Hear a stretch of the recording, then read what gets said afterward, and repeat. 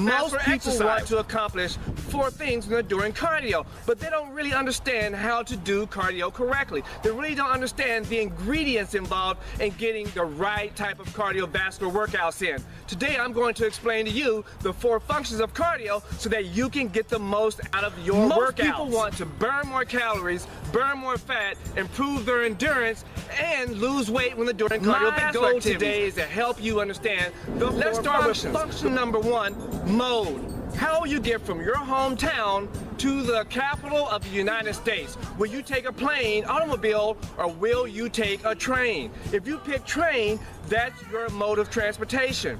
How will you do your cardio? Will you walk? Will you jog? Will you use the treadmill? Will you do the elliptical trainer or the stationary bike? If you chose stationary bike, that will be your mode of cardiovascular activity. Frequency. Studies and research have found that if you do 3 days a week, that's sufficient. However, I discovered programming hundreds of people that if they perform anywhere between 4 and 10 days a week, the most out of your cardiovascular activity. Number 3, duration. How many minutes of cardio will you do? Most studies and research have discovered that if you do anywhere between 15 to 20 minutes, that's sufficient enough. Based on what I've discovered programming hundreds of people, that if you do anywhere between 30 and 45 minutes, you're going to receive greater results. 4, intensity. How hard will you work?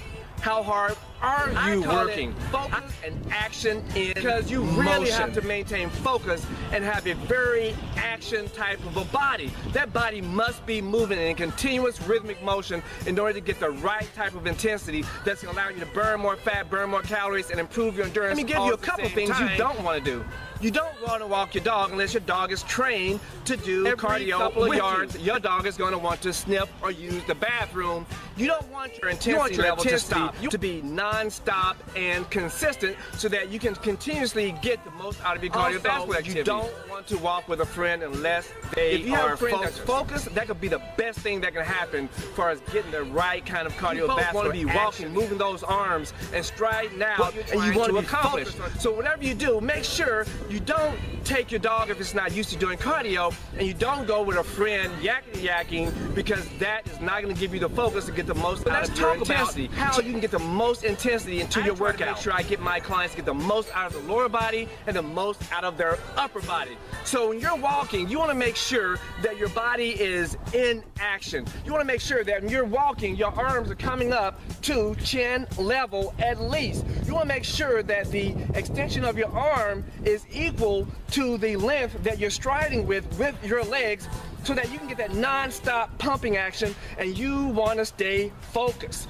That's the key to getting a great intensity when it comes to doing your cardiovascular workouts. Focus is really about action, and it's really about getting your whole body to move so that you can burn more calories, burn more fat, and improve your endurance all at the same time. Get a piece of paper out right now. Let's make a cardiovascular workout for you right now. It's very simple. Starting with function number 1, mode.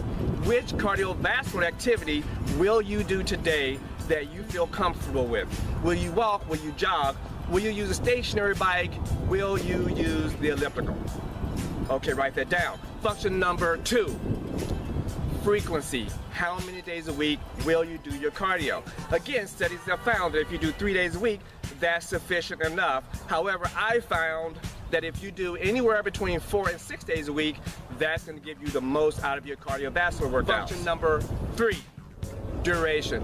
How many minutes will you do? Studies have shown that if you do between 15 and 20 minutes of cardiovascular activity, you are going to get sufficient cardiovascular results. However, I've discovered that if you do anywhere between 30 and 45, you're going to get the results you're looking to get. Jot that down. How many minutes? Function number 4, intensity.